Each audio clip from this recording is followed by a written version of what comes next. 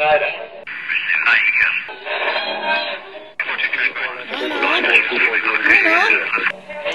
is that you?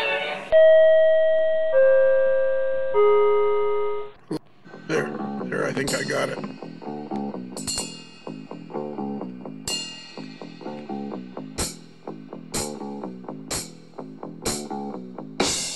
Hey, Bruce. Hey, Lionel. Bruce. Hey, Lionel. We're gonna do, I hate saying I say way too much. Do you? I don't know. It could be, something like that. Yeah, I need to stop doing that. Okay, eh? Yeah, okay, eh? Kick saving a beauty, eh? Hey. Top shelf. Top shelf. Sarah did it again. We're gonna do the Kelly questions with Martyn Jenkins from Australia. He's in the green room. He's in the green room right now, and we have a huge cast. We have Chris Atkins all the way from Argyle, Texas, home of the Fighting Sox. Heyo. And we have Ralphie Boy Renzetti all the way from Ralphie Boy Land. Hey. And occasionally, only occasionally, we have Mike the Spoon Ostertag from Green Bay, Wisconsin, home of the frozen tundra of Lambeau Field. Hello. There, that doesn't sound bad. So Mike fixed the internet, and then he unfixed the internet. So this is we probably aren't listening to this till late 2019 or even 2020. So by now, we've had the third annual picnic, which was great. We had that meet and greet with Peter Borchers, and that was awesome. Yes, the photo signing was super. The thong of crowds. The thong of crowd was an after party thing, I thought. Yeah. The crowd and thongs, that was yeah. there. And Spoon was cooking the burgers. You brought that flat grill this year, didn't you? He's gone again. He's in, he's out. He's in, he's out. He's slowly driving me crazy. But they weren't pre-cooked. No. All right, so we're gonna do Martyn. Come on into the studio here, and we're gonna do the Kelly questions with you. And Martyn Jenkins is from Australia, from Brisbane. I say Brisbane, but you say Brisbane, which is actually easier to say, I think. Which is on the Gold Coast in Australia. That's correct. And how long have you lived on the Gold Coast? We've lived here now for 19 years. How did you end up there? Like, why specifically the Gold Coast? A job? No, as I said, the Gold Coast is like the holiday sort of centre of Australia, and we used to come up here twice a year for a holiday, and Mary's parents moved up here, my wife's parents. So we thought, well, why not move ourselves? Right, so you just up sticks. What did you do before you got up there? Like, how long have you worked as your job as an inspector for the government? I've worked about 10 years as an inspector, and when I first come up here, I worked as an electrician out in the field, and I worked for a big property company managing their maintenance contracts for their shopping centres up here. So, okay, and I had a stint for a while as we've got a few island resorts that are off the coast here. So I worked as the engineering manager for about 4 years at a company that runs a couple of resorts out off the coast. So that was interesting. Every morning getting up and getting on a ship for an hour drive to get to work. It took an hour. It takes an hour to get to these resorts. It took an hour to get there on the boat. And was that part of the paid day? No. How long did it take you to get to where you had to get on the boat? I mean, what was your total commute time? Oh, about 15 minutes from my house to where I got on the boat. But being as I was part of management, I was on a salary position, so you kind of got over there and you stayed there for as long as it took to get everything done. And so every day back and forth on the boat? Yep. Wow. Yep. How long did you do that for? About 3 years, 4 years. How big were these islands off the Gold Coast? Well, this is in a place called South Stradbroke Island, which is a big sand island, and it's just off the coast. I mean, you can see it from the mainland. So what were you? Was the boat was it a paddle boat or something? Like what? No, was it like 20 guys with paddles? The company would like that because it'd be a lot cheaper to operate. No, it was a big 120-seater ferry, but it moved very slowly. Apparently so. And you had to do a lot of the journey down through the Coomera River to get into the Broadwater, which feeds the ocean, and that was only 6 knots, so you could probably swim faster than what the boat was going. All right. So, did this ferry have room for your vehicles as well?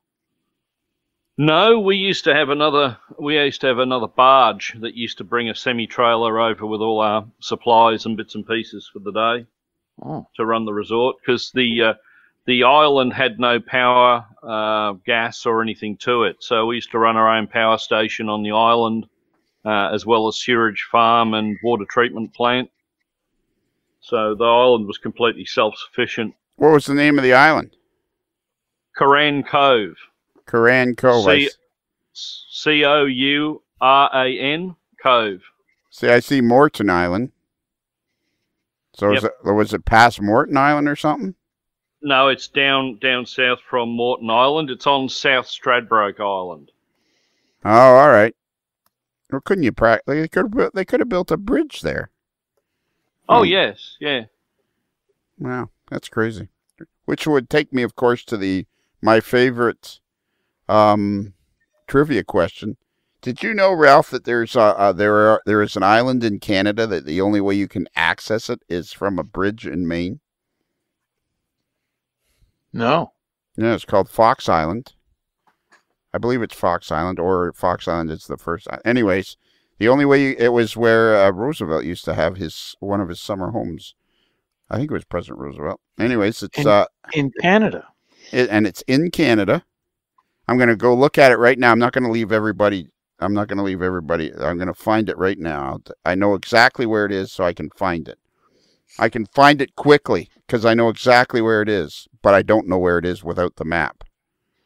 So let me just hang on here. I'm going to make this make sense. That's it. You had to take the bridge is an eastport to get to not Moose Island. It's Campobello Island. That's it. It's Route 189. You go to Lubbock, Lubec, which is in Maine. And then the border between Campobello Island and Maine is right between the channel. It's about a mile wide, maybe 3/4 of a mile wide. And Campobello Island is in Canada, but the only way to access it by road is through Maine. Interesting. Yeah, and it's the Roosevelt Campobello International Park. So Roosevelt had a home there and everything. And then from there you can take a ferry over to Fox Island. Let me see. Let me just double check. Let me get all my facts straight here because it's important to get your facts straight. Absolutely. Yeah. Why doesn't it say? I'm pretty sure that's Fox Island. And then from there, you can take another ferry. So you can actually access Campobello Island by taking 2 different ferries. But you go from the mainland in New Brunswick, Black Bay. You get on, it's Fox Island, and then from Fox Island, you go to Campobello Island. So, yeah, so that's today's geography. That's today's Geography AML Corner. AML's Geography Corner, which is also going to be on a whole new network.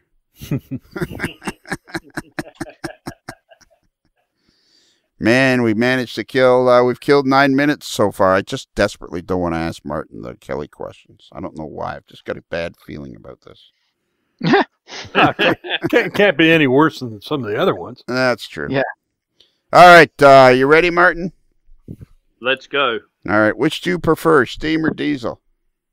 Diesel. Any particular diesel?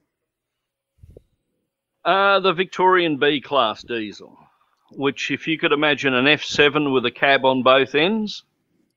Okay. That's what it looks like. And was it made? Is it modern or older? It's 1960s, 70s vintage. Okay, and is that the era you're modeling? Well, they were a common loco in Victorian Railways in the era that I'm modelling. What era are you modeling? 1983. So they were quite a common loco, and by 1983 there were quite a few dirty, rusty versions of them running around. Perfect. And somebody turned their phone off. And so they look like an F-set. What gauge was that? That was Victorian Railway. So originally they were 5'3", but they've made a couple now into standard gauge, which are on 4'8". No, all right. So some of them are on 5'3", and some of them are on 4'8". Okay. Favorite prototype railroad? Victorian Railway is an Australian prototype. Oh, okay. And how long have you been in Australia? Since you I've been here about 40 years now. Okay, I so grew up in Victoria. So since your late 30s?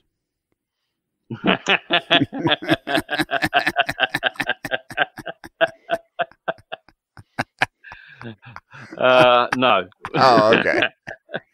You got to watch that, man. You're walking right into those. I know. So like a revolving door. Yeah, so you've been there since you were like 12 or something. Yes. Yeah. All right. If you were rail fanning, would you rather photograph the trains or ride on them? Oh, that's a difficult one because I like doing both, but I would say probably riding on them. All right. And do they have a lot of rail fanning in like rail fan trips, or like like they do our excursion railways in Australia? They have a lot of excursion railways and a lot of historical railways. One of my favourites is Puffing Billy, which is located in the Dandenong Ranges down in Melbourne, and it's a 2'6" line. And they run a Garrett there, which is a very unusual locomotive to look at. And they also run a Baldwin Class NA tank loco there as well. So was this an original railroad, like a 2'6", or was originally a 2'6" railroad, or is it just a tourist railroad? No, Puffing Billy was a line that was actually owned by the Victorian Railways, and it was closed down in the 60s. And then the preservation guys got hold of it and resurrected it, and now run it as a commercial tourist venture. But it was originally how they got the lumber from up in the top of the hills back down to the bottom to the main line to take into the city. Okay, and so there's like proper coaches and everything. But how far is the railroad run as an excursion? As an excursion, you're looking at, if you go all the way to Gembrook, you'd be looking at just over 2 hours for the trip there and then back. Wow, so it's the real deal. It's a going concern then. Yes, yeah. All right. What was your favorite model? What was your first model train? My first model train was a Victorian Railways T-Class diesel loco that was made by a company called Triang out of the UK. A very, very, very old loco, and it, in fact, looked nothing like a real T-Class loco that you'd find.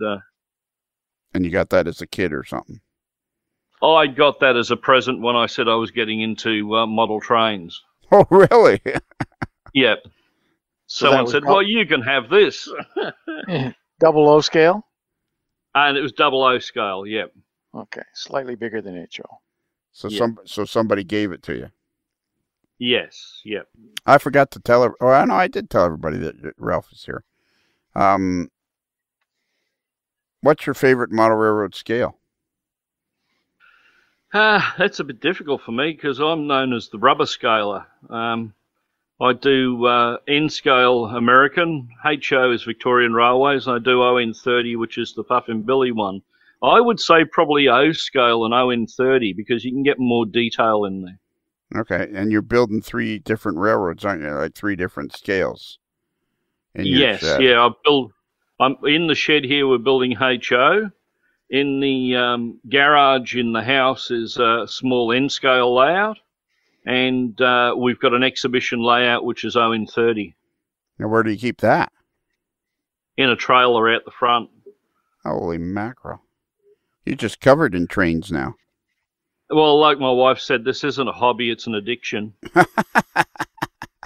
And why is it an addiction? You got into the hobby. Was it because of the people? Because of the trains? What was it that addicted you to it? Two things I would say. One, I love looking up history and reading up history about any kind of railroad or anything to do with the railroad. So the history and the research behind it. And secondly, all the people that you meet. I mean, I've made some wonderful friends through the hobby and met people all over the world. Anybody? Can you think of somebody in England?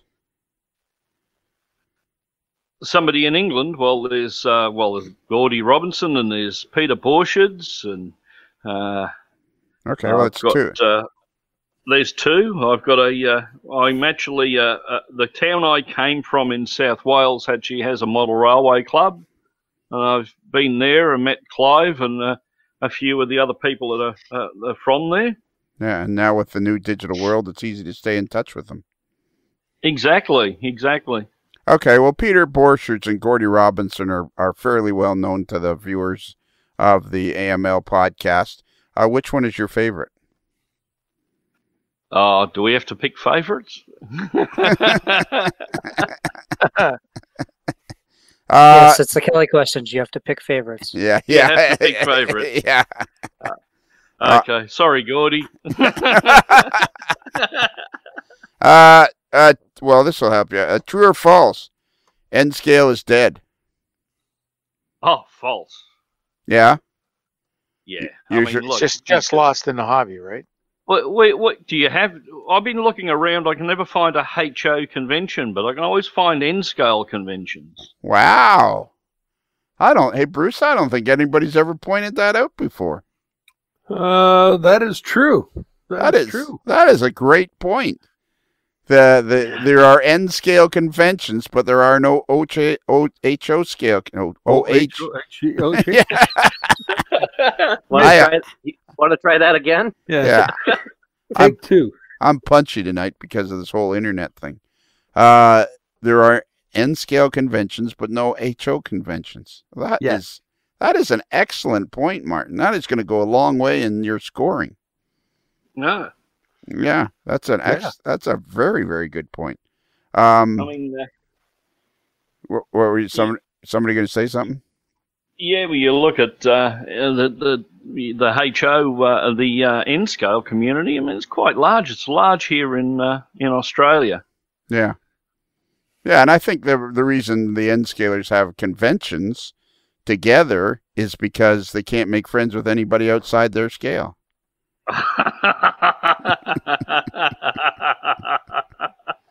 Well, I suppose it's the same for the narrow gauge guys. Well, there you go. Yeah. Yeah, we've splintered into all these groups. Now, that's an excellent point. Well done. Did somebody give you that tip, or did you make that one up yourself? No, I made that up myself. All right. What's your favorite model railroad? My favorite model railroad? Yeah. Okay, well, being as I haven't been to that many in the States, I would have to say the most entertaining one I've been to was John Percy's layout at Kansas City. Okay.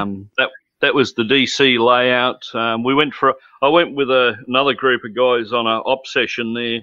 I think it was on the Tuesday of the convention. And yeah, just that layout I thought was spectacular. The room that he had, or what he'd built in there, and the operating sessions he'd put together were really entertaining. Oh, cool. So John Percy in Kansas City. Yeah. We have a huge contingent of fans in Kansas City, so I'm sure they're listening. Who's the most influential model railroader for you? A most influential model railroader. Well, personally, it'd probably be a guy in Australia by the name of Laurie McLean. who does quite a bit of animation in O scale. And he and I have probably been knocking around together for the past 12 odd years and the likes. And yeah, he's taught me quite a few tricks and tips. Okay. And how did you meet him? Through the NMRA. Okay, like at a convention or something. Just a local divisional meet, and he was there, and I got talking with him, and he had some of his animations there, and I showed him a few of the things I was doing, and ever since then we've been great mates. Oh, that's cool. Where did I leave off? Oh yeah. Select one of the following as your favorite: bench work, track work, scenery, or electrical. Well, it'll have to be electrical because I understand what I'm doing. Don't let me go anywhere near two pieces of wood. They'll never be the same again. That's amazing about this. Lionel, is that a first? What, the electrical? Yeah. Oh, no, it could be. It's a pretty narrow crew of people, isn't it? I mean, I don't know if it's the first. I mean, usually we don't get you don't get somebody to say electrical. That's usually like at the bottom of the list. It is at the bottom of the list. Usually it's track work or scenery. You want to see me with a paintbrush, you wouldn't trust me. That's crazy, eh?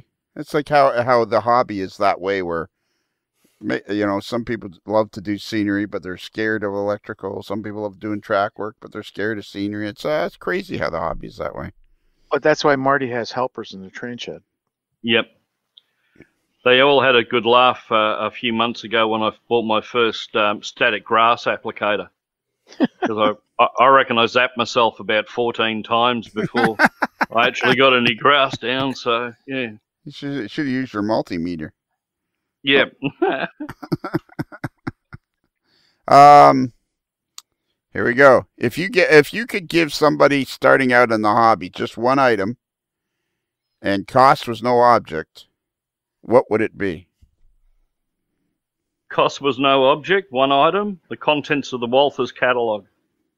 Wow. Whoa. Yeah, but that's not. Whoa. Yeah, wait a minute.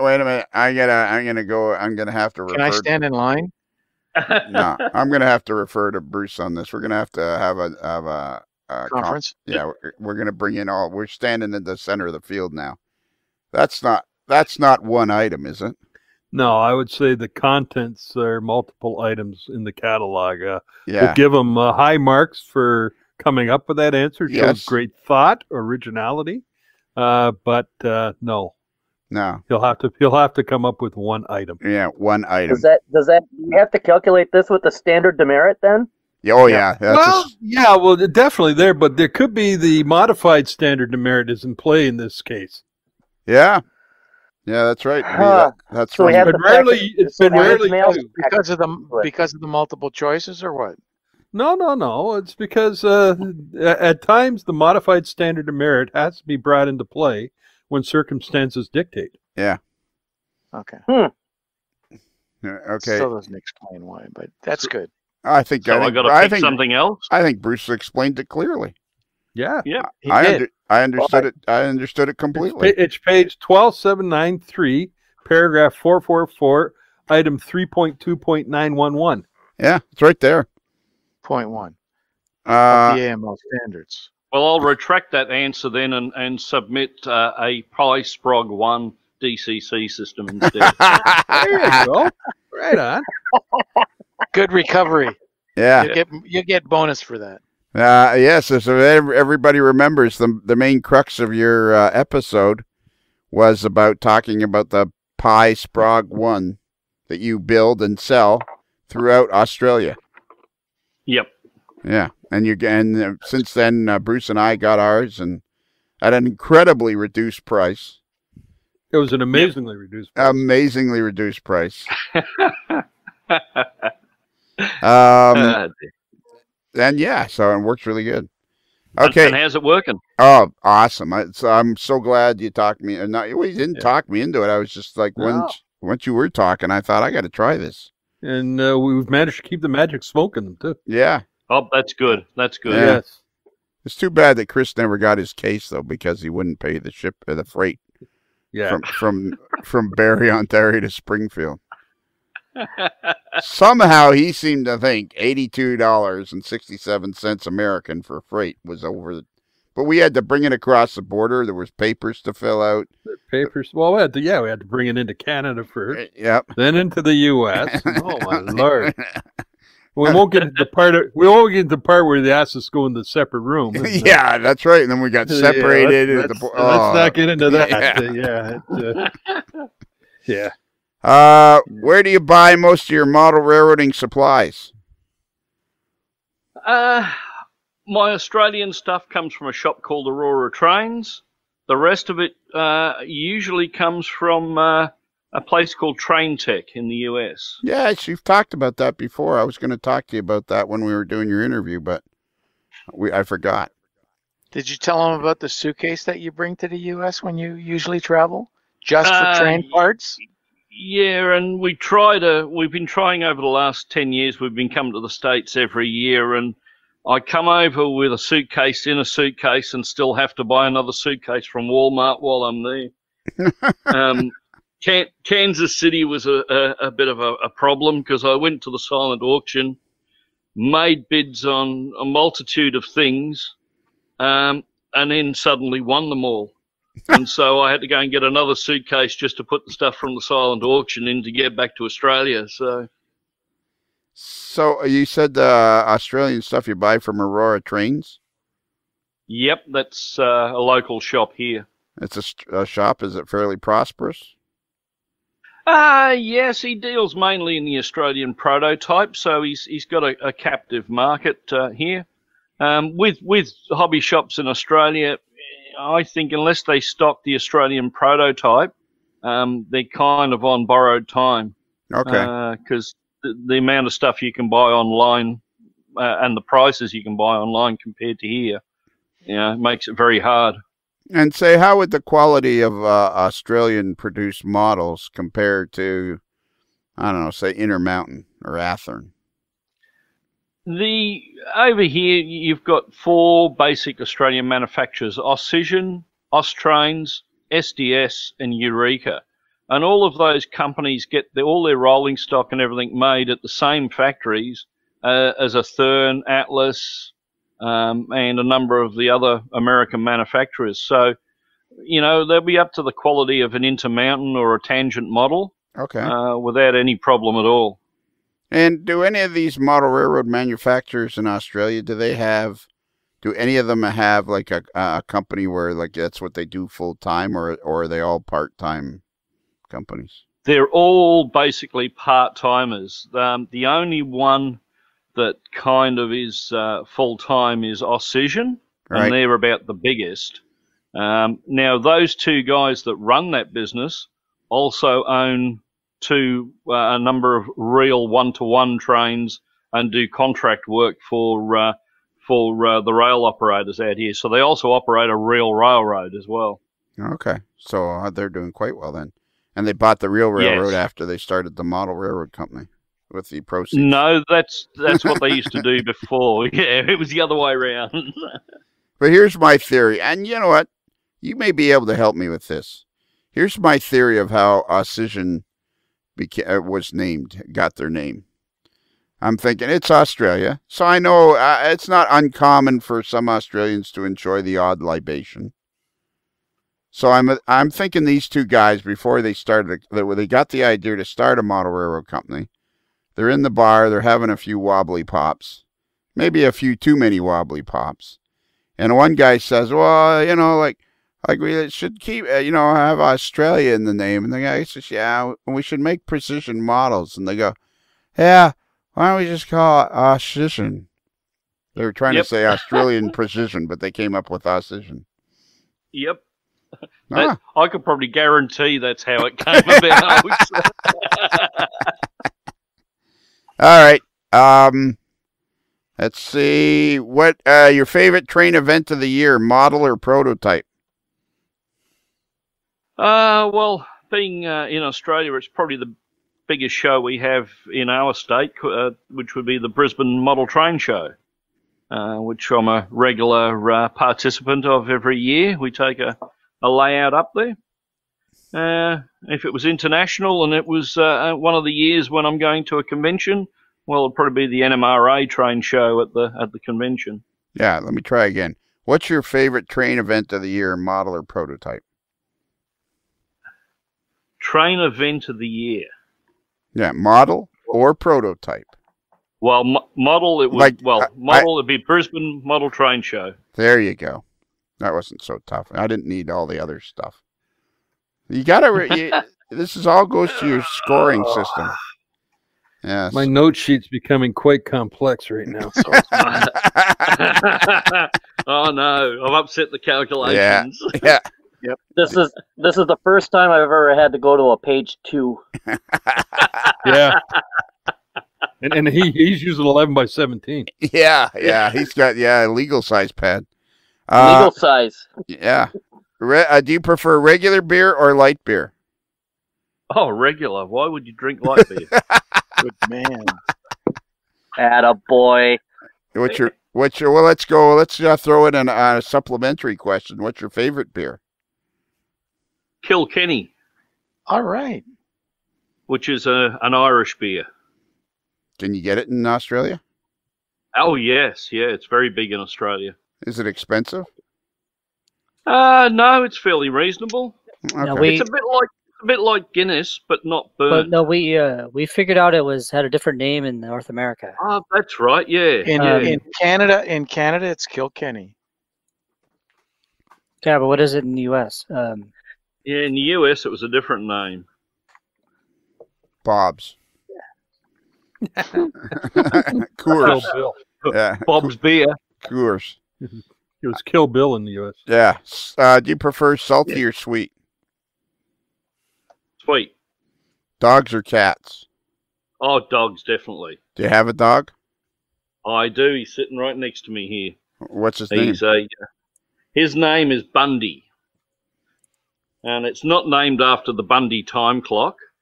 In Australia, there's a brand of rum called Bundaberg rum. And everybody calls it Bundy. Oh, okay. And this dog came from Bundaberg originally. So he got the name Bundy. I thought you were going to say your dog was drunk on rum. No, he could be. I thought he was from the show. What was the show with Al Bundy? Married with Children. Yeah, Married with Children. Yeah. Married with Children. Yeah. It's Smithwick's. It's Smithwick's. Smithwick's. From the peanut gallery comes Smithwick's. Kilkenny in the U.S. is known as Smithwick's, which That's a good beer. Okay. I don't think I've That's- ever seen it. Smithwick's in Canada is a separate brand again. Oh, is it? It seems like you drink quite a bit of beer, Ralph.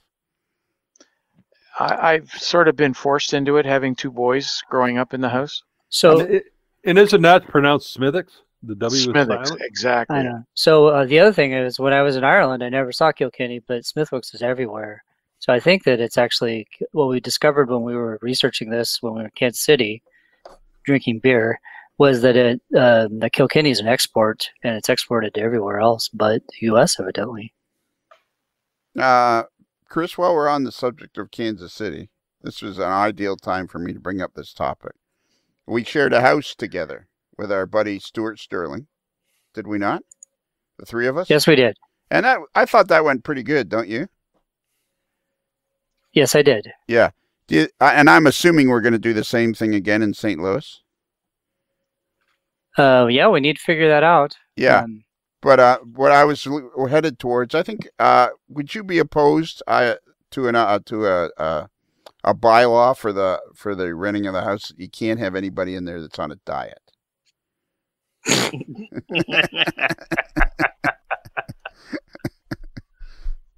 Is that a How about yay? you get it? Is that a yay or a nay?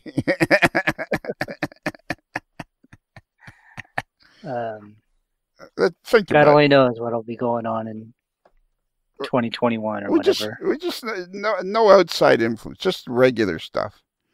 Coke or Pepsi, Martin? Coke. Definitely Coke. Diet or regular? Coke Zero. Oh, Coke Zero. Interesting. Yeah, that is an interesting answer. Do you guys get the Coke Zeros down there with the name on them? They do that in Canada and the States. They have these names on them, like, the Nick and Zach and Brittany. And have you ever? They had one for a while, and it was rather funny because in the city in Sydney, they actually had a Coke stand set up in the middle of King George Square. St. Martin's Place down there, and you could go up and have your name put on the can. Right. So one guy from a TV show tried to go up there and said that his sister was actually from Mexico and her name was Pepsi. So he was trying to get Pepsi put on the Coke can, but he didn't succeed in that. But he managed to get two others done. With one said Dyer and the other one said Beatties.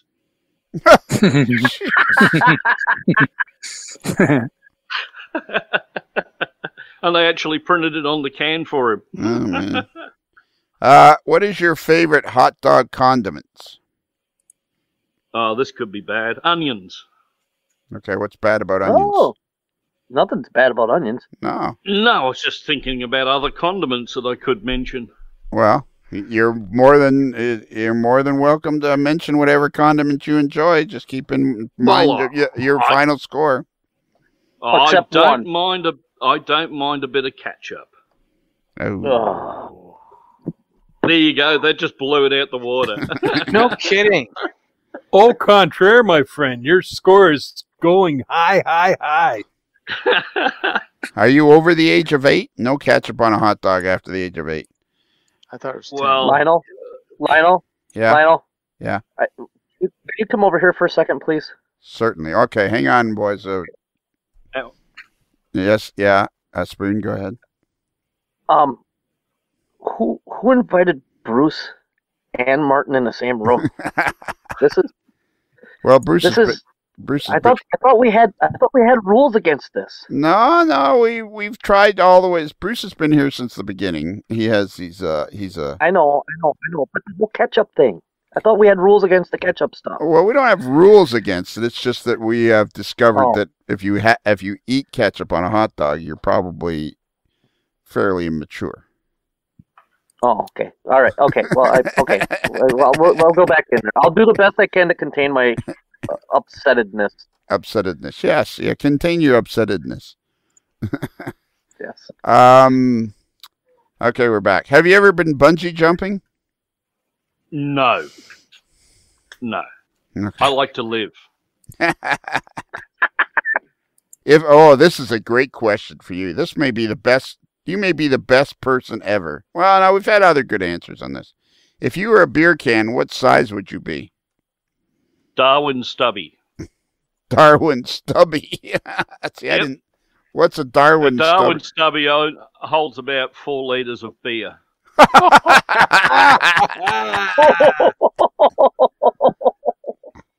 And why do they call it a stubby? Because it's supposed to be a small bottle.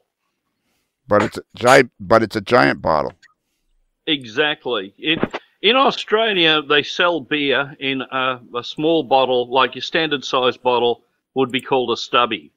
Well, in Darwin, because it's so hot and so tropical all round, their stubby is, 20 times the size of a normal stubby. Okay. Got it. The Darwin stubby. I'm going to have to get a Darwin stubby. Or 2. Yeah, or 2. How many pairs of shoes do you have? About 4. Okay, and could you describe them to us? A pair of runners, a pair of thongs, a pair of brown shoes, and a pair of black shoes. That's exactly 4, not about 4. Yeah. Yeah. And the fact that I don't think thongs count as shoes. Wait, what do you mow the lawn in? Yeah. You gotta have a pair of lawn mowing shoes, which are your old runners, right? That's what. Yeah, I've got a pair of safety thongs. Safety. Steel-toed thongs. That's good, man. Steel-toed thongs. Oh, am I missing the point here? Am I thinking of something else? Perhapsly. Yeah. Well, yes. Thongs do have a different meaning in your part of the world. Oh, you mean flip-flops? I think in yours as well. Yeah, here we put them on our feet. We don't wrap them around our backside. Oh, okay. What is your favorite Bobby Goldsboro song? Well, you can forget that. Forget it? What do you mean? I'll have to look that up. I don't think that was one of his, but Yeah. well, you fell down. Where did you go? Who's Bobby Goldsworth? Bobby Goldsboro. Golds? Oh, and Goldsboro. yeah. Does that help? No. He said you don't know who Bobby Goldsboro is? I thought you were in a band. Well, I am in Australia. I bet He you. I thought. played biker bars, and I don't think they do a lot of Bobby Goldsboro in biker bars. I don't think so. Bobby Goldsboro had a hit called "Honey." See the tree, how big it's grown. It hasn't been that long until it wasn't so. You want me to keep going? Oh, okay. Okay, I've heard the song. See, he's heard the song. I did it I've good heard enough. the song. Okay. What's your favorite But Bobby? remember, What's your favorite Bobby well, Gold? that one. That one. Yeah. I don't think he had a song called that one. The one you just sang. Honey? That'll do. Yeah, well, that won a Grammy Award in 1968. I can't believe you don't know that one. I thought that would be one of your faves. I mean, if you asked me who the drummer was on the first AC/DC album, I could help you on that. But I didn't ask you that. I asked you what is no, your well, favorite. exactly. Sure, that's like Australian music. So Yeah, so I asked you what is your favorite Bobby Goldsboro song? What is it, Honey? Nice answer. Good answer. There you go. If you were a superhero, what sort of powers would you have? Oh, I can't wait to hear this. oh. I would say the power of flight. Ooh. Why? Okay. Well, I can get to the States easier than to get my model railway supplies. What kind of range would you have? Oh, Would it it'd still have to take be you at least 26 LA. hours? It has to be at least 14 hours. What did you say, Mike? Will it still take you 26 hours? Yeah. It would be hyper. What do you think your costume would look like? Bright orange. He said, no, that's the first guy that's been like into the. No, he's not the first, but he's like right into the. So would that be like a one piece orange spandex onesie? It'll be an orange spandex onesie with purple underpants on the outside. So that would mean a purple cape too. Yep. Yeah, Okay. as accent, and then a gold belt probably. Oh, it might be green. Okay, and then a big buckle with an F for flight man. That's right, yeah. I wonder what the emblem would look like, Bruce. Like a. Yeah, I'm not sure. Kind of like an F flying, A flying F. tilted and Yeah. with lines behind Aligned, it to yeah, indicate yeah. speed. Yeah. Yeah, kind of like the number 8 that Dale Earnhardt An F, Jr. an F Yeah. inside of you. Yeah. That'd be good. Oh, this is a good question for Martyn. I don't know if we have enough time for the answer.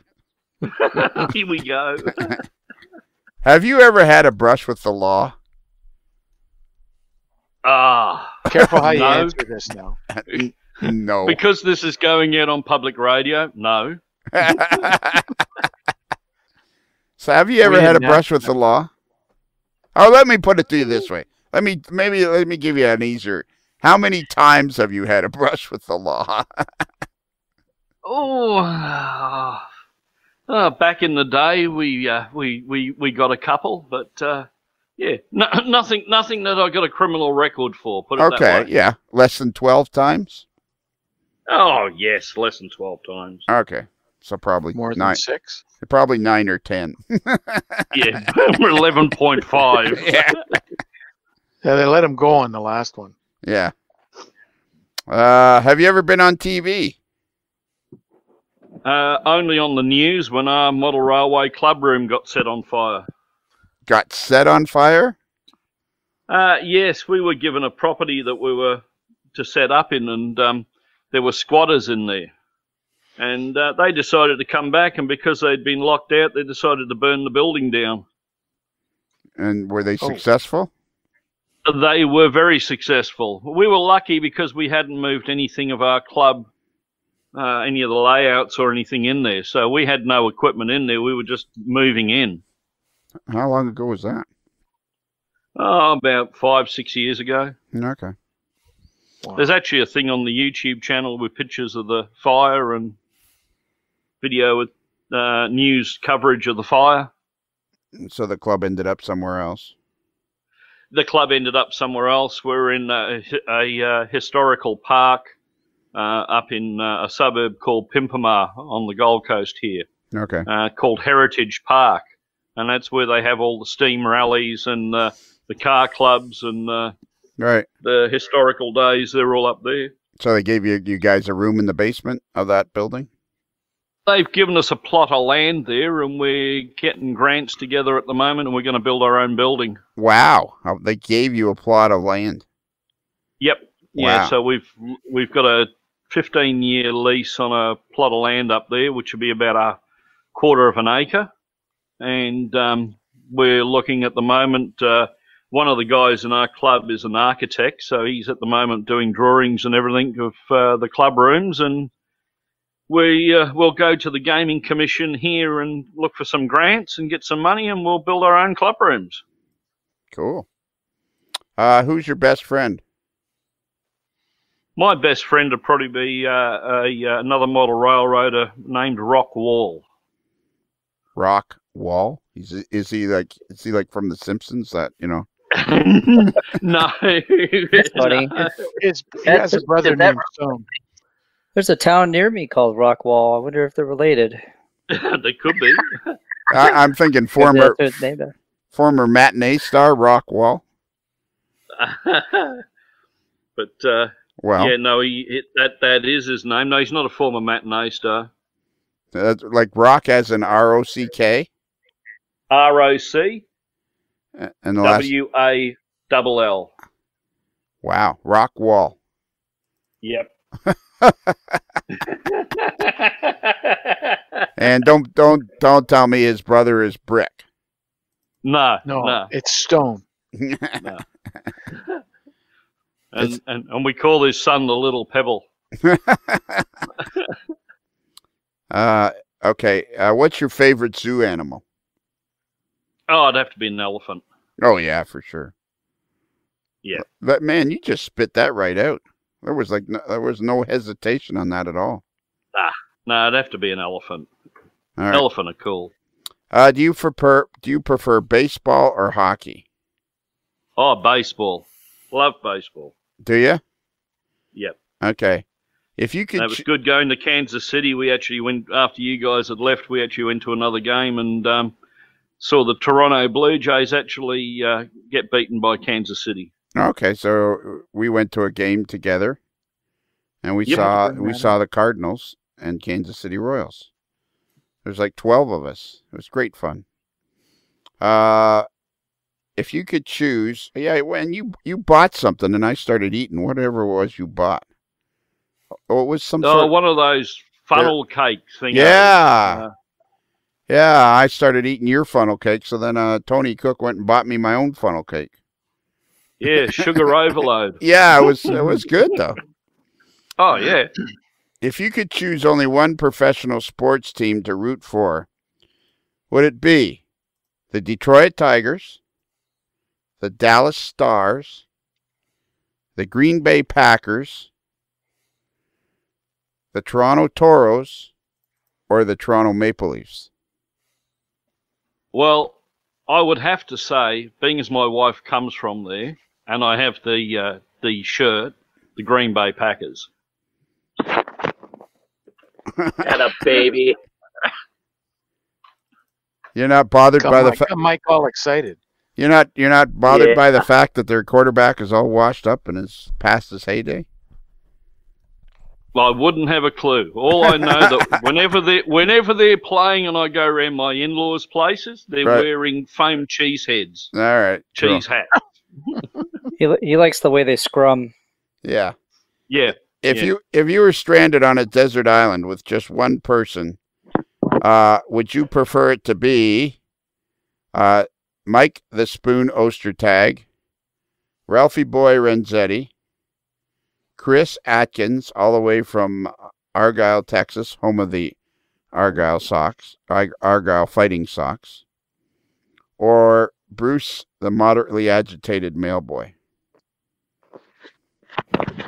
What a decision. I'd say probably Chris, because we could sit there and talk about electronics all the time. Okay. Yeah. Anybody who's seen Gilligan's Island knows that the professor was the one that you wanted on the island with you. I'm just saying.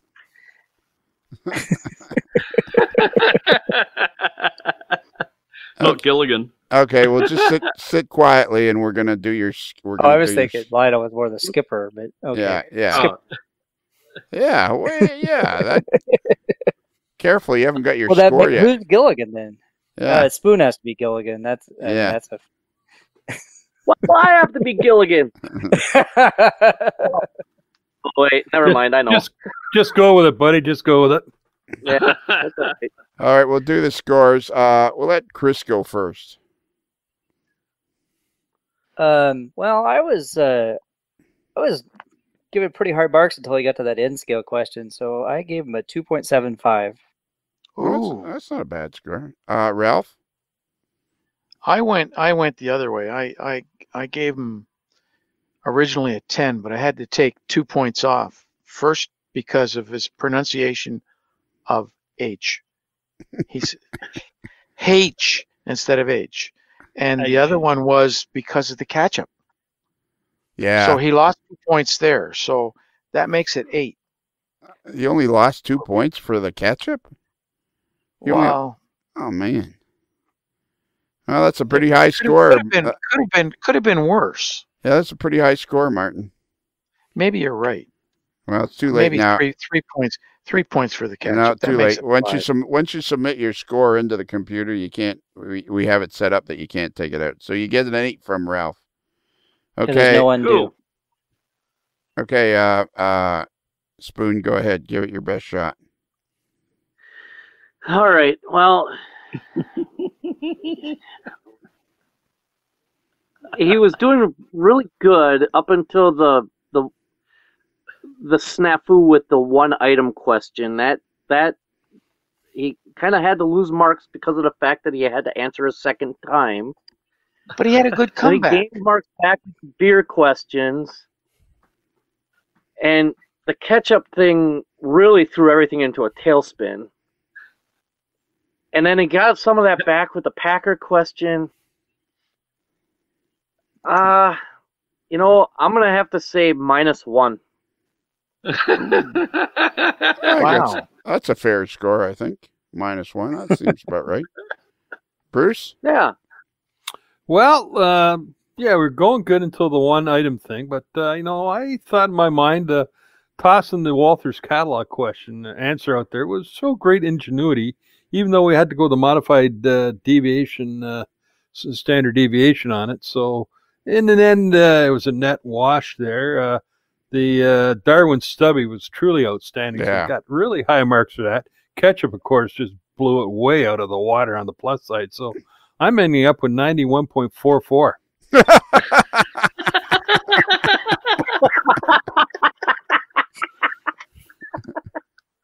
That's a good score. That's almost as good as John Sacerdoti got from me when he gave us that great parking spot.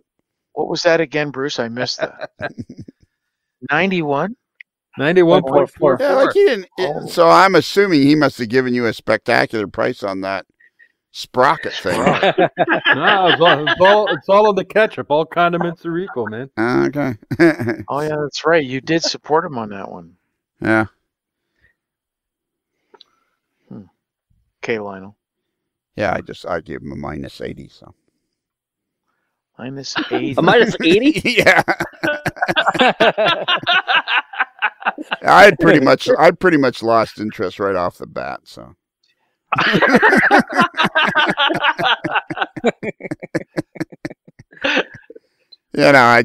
I was going to keep score, and then I made a feeble attempt right at the very start, and So Yeah. His score comes out at 2.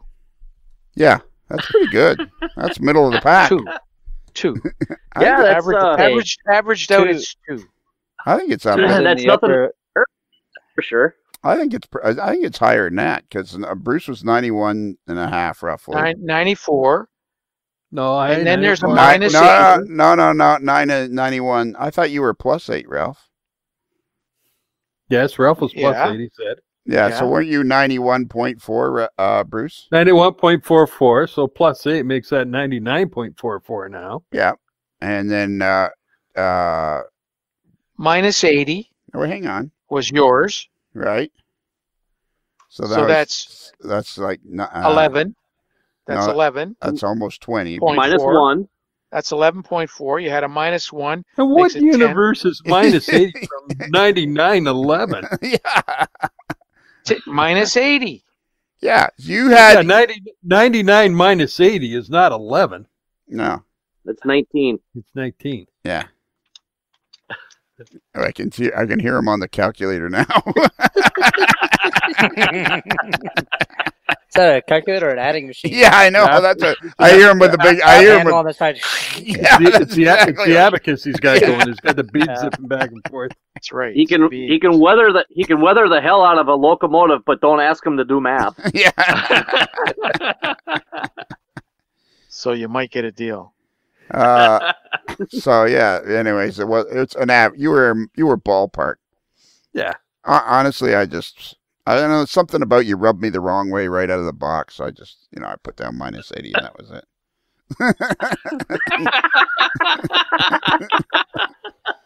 You look like a catch-up guy to me. And then, actually, you know what? I don't think I had fully decided until Bruce got dragged into having to recite the book. And he has worked very hard at memorizing the entire rule book. And when he got dragged in and had to start, spewing out the different, I thought, this is just too much effort for Bruce. He spends, To be fair, it wasn't Martin's fault. It was Ralph's fault. He didn't understand the rule. yeah. Is this? Huh. Lionel, is this the most people that have had input to the Kelly question This score is, I of all believe time? this is the highest panel we've ever had. But I Look think at all the Yeah. problems it's causing. yeah, I think, but, Right, well, roll out the highest and the lowest. yeah, and due to the I think it's due to the distance of how far he is away from, how far home he has to travel. All right, that's it. Yeah. Go ahead, Bruce. Give out. I got a feeling this is going to be standalone. Give out our email address. So Our email address, Ralph, quiet please. You can spoke when you're later. Wow.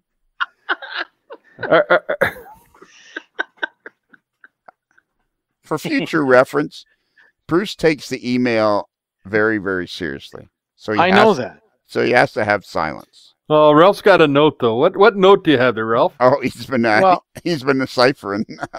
Mike had a good point. Throw out the high, throw out the low. That leaves you with 9. How many Kelly questions have you been on, Ralph? 2 counting my own. So really, honestly, I appreciate your opinion, but it means nothing to me.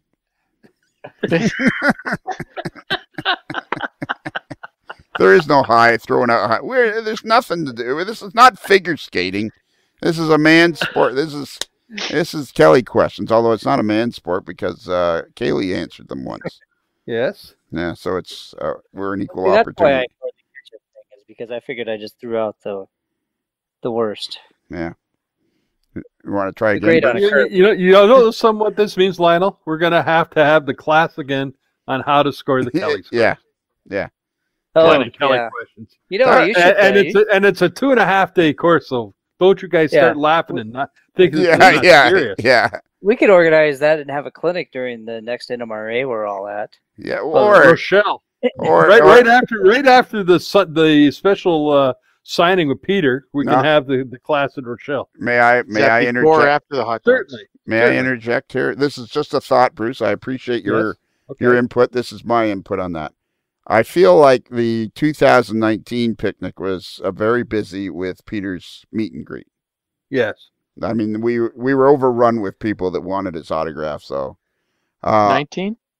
Yeah, 2019. Peter Borchers. It's a meet and greet. That's the main thrust of that particular picnic. Okay. He's agreed to fly over. We're gonna have set up a tent, a little, he'll have a table, and you'll be able to. Hopefully, he won't get too frustrated halfway through, and he'll take pictures with people and everything. But there'll be security. So, here's what I'm thinking. We're gonna have all those RVs parked. We can have it set up at Tomstock. Perfect spot for it. Yeah, in that field. We're gonna have taken over that field anyways. Oh yeah, exactly. Okay. We want to Shall we try the email address? Yeah, I would say try doing the email address again. Sure, I'll give her a shot. Our email address, if you wanted to comment on any of the tomfoolery you've just heard, Modeler's Life. There's no A on the front of it. It's Modeler's Life. Modelers with one L. Modelerslife@gmail.com. Bruce, I just had this thought. I don't know how well I can stick to it. But you feel free to remind me. You do this so well, and oftentimes we'll get somebody else to do it. Yeah. I think I'm going to throw that out. Just from now on, just have you do it. It just sounds it's the one thing that makes us sound professional. Hey, you're the boss. Yeah. And we have a website, modelerslife.com. We can go there and get all kinds of stuff. Oh, correction. It's amodelerslife.com. A on the website. amodelerslife.com. Go there, and there's our Facebook links and our Patreon links. And if you'd like to hear more, I got a feeling this will be on the free channel. Yeah. But the only link that's not up there is the sausage link. Yeah, I think from this point, for everything that Martyn does is free. Yeah.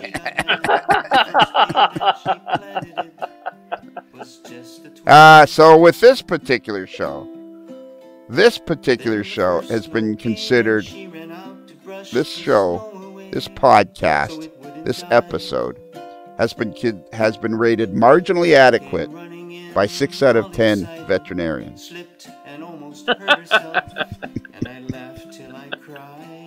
It's a dog's life. She was always young at heart, kinda dumb and kinda smart, and I loved her so. And I surprised her with a puppy, kept me up all Christmas Eve 2 years ago.